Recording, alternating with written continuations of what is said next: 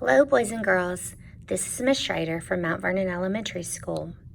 Thank you for joining me for our weekly story time. As you can see from the collection of books on my desk, I'm very excited to be reading with you today. And I had a little bit of a hard time deciding which book to choose, but I finally settled on Library Line. If you have an older brother or sister that was a student of mine, ask if they remember when I read the Library Line to them. I hope you enjoy. Here we go.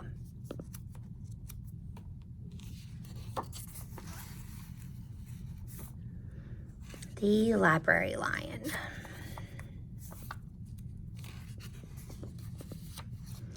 One day, Lion came to the library.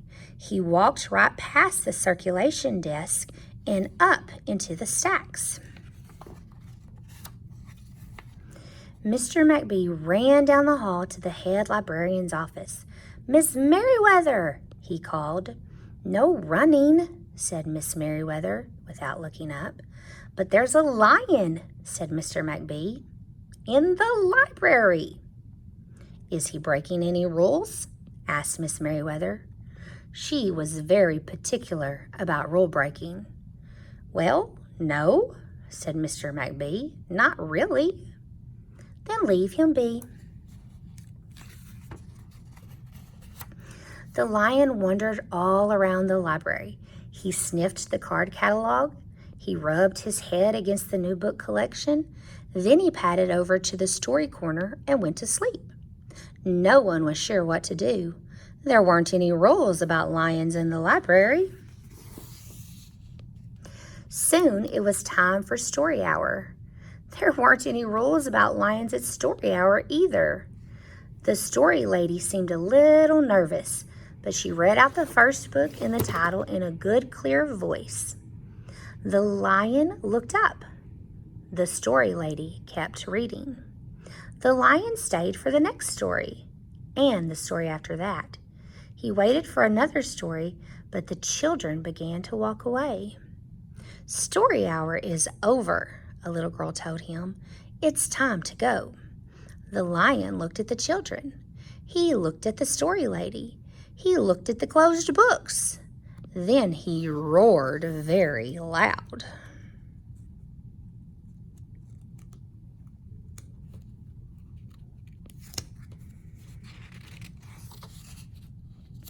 Miss Merriweather came striding out of her office. "Who is making that noise?" she demanded. "It's the lion," said Mr. McBee. Miss Merriweather marched over to the lion. "If you cannot be quiet, you will have to leave," she said in a stern voice. "Those are the rules." The lion kept roaring. He sounded sad. The little girl tugged on Miss Merriweather's dress. "If he promises to be quiet, can he come back for story hour tomorrow?" she asked. The lion stopped roaring. He looked at Miss Merriweather. Miss Merriweather looked back. Then she said, "Yes, a nice quiet lion would certainly be allowed to come back for story hour tomorrow." "Hooray!" said the children.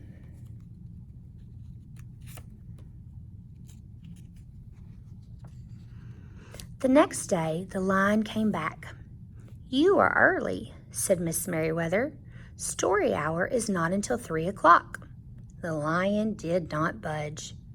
"Very well," said Miss Merriweather. "You might as well make yourself useful." She sent him off to dust encyclopedias until it was time for story hour. The next day, the lion came early again. This time, Miss Merriweather asked him to lick all of the envelopes for the overdue notices. Soon, the lion began doing things without being asked. He dusted the encyclopedia. He licked the envelopes. He let small children stand on his back to reach books on the highest shelves. Then he curled up in the story corner to wait for story hour to begin. At first, the people in the library were nervous about the lion, But soon they got used to having him around. In fact, he seemed very well suited for the library. His big feet were quiet on the library floor. He made a comfy backrest for the children at story hour, and he never roared in the library anymore. "What a helpful lion," people said. They patted his soft head as he walked by. How did we ever get along without him? Mr. McBee scowled when he heard that. They had always gotten along fine before. No lions were needed. Lions, he thought, could not understand rules. They did not belong in the library. One day, after he had dusted all the encyclopedias and licked all the envelopes and helped all the small children, the lion padded down the hall to Miss Merriweather's office to see what else there was to do. There was still some time left before story hour. "Hello, Lion," said Miss Merriweather. "I know something you can do. You can bring a book back into the stacks for me. Let me just get it down from the shelf." Miss Merriweather stepped up onto the step stool. The book was just out of reach. Miss Merriweather stood on her toes. She stretched out her fingers. "Almost there," she said. Then Miss Merriweather stretched a little too far. "Ouch!" said Miss Merriweather softly. She did not get up. "Mr. McBee," she called after a minute. "Mr. McBee." But Mr. McBee was at the circulation desk. He could not hear her calling. "Lion," said Miss Merriweather, "please go and get Mr. McBee." The lion ran down the hall. "No running," Miss Merriweather called after him. The lion put his big front paws up on the circulation desk and looked at Mr. McBee. "Go away, Lion," said Mr. McBee. "I'm busy." The lion whined. He pointed his nose down the hall toward Miss Merriweather's office. Mr. McBee ignored him. Finally, the lion did the only thing he could think of to do. He looked Mr. McBee right in the eye. Then he opened his mouth very wide, and he roared the loudest roar he had ever roared in his life.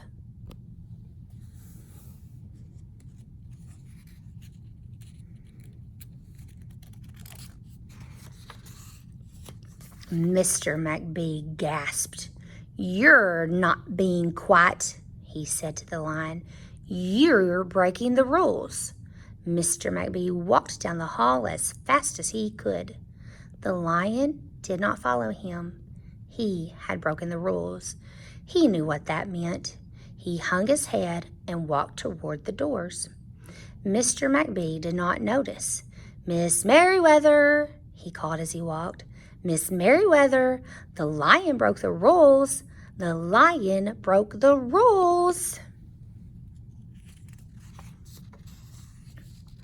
He burst into Miss Merriweather's office. She was not in her chair. "Miss Merriweather?" he asked. "Sometimes," said Miss Merriweather from the floor behind her desk, "there is a good reason to break the rules, even in the library. Now, please go call a doctor. I think I've broken my arm." Mr. McBee ran to call a doctor. "No running," Miss Merriweather called after him.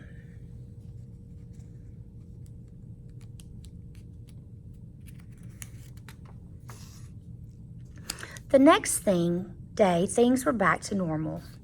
Almost. Miss Merriweather's left arm was in a cast. The doctor had told her not to work too hard. "I will have my lion to help me," Miss Merriweather thought. But the lion did not come to the library that morning. At 3 o'clock, Miss Merriweather walked over to the story corner. The story lady was just beginning a story for the children. The lion was not there.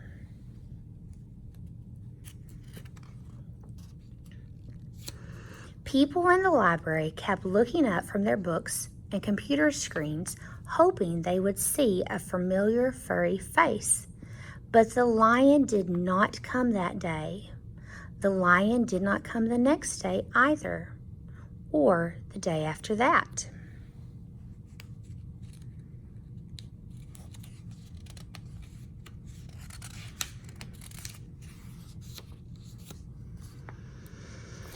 One evening, Mr. McBee stopped by Miss Merriweather's office on his way out.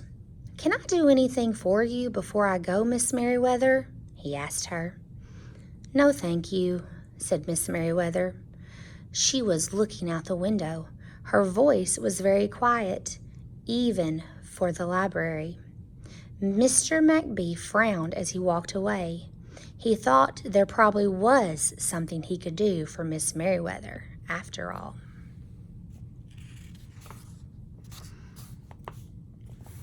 Mr. McBee left the library, but he didn't go home. He walked around the neighborhood. He looked under cars. He looked behind bushes. He looked in backyards and trash cans and tree houses.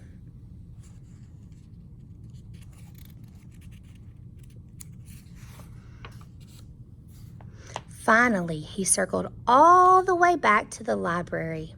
The lion was sitting outside, looking in through the glass doors. "Hello, Lion," said Mr. McBee. The lion did not turn around. "I thought you might like to know," said Mr. McBee, "that there's a new rule at the library. No roaring aloud unless you have a very good reason. Say, if you're trying to help a friend who's been hurt, for example." The lion's ears twitched. He turned around, but Mr. McBee was already walking away. The next day, Mr. McBee walked down the hall to Miss Merriweather's office. "What is it, Mr. McBee?" asked Miss Merriweather in her new, sad, quiet voice. "I thought you might like to know," said Mr. McBee, "that there's a lion in the library." Miss Merriweather jumped up from her chair and ran down the hall. Mr. McBee smiled. "No running," he called after her. Miss Merriweather didn't listen.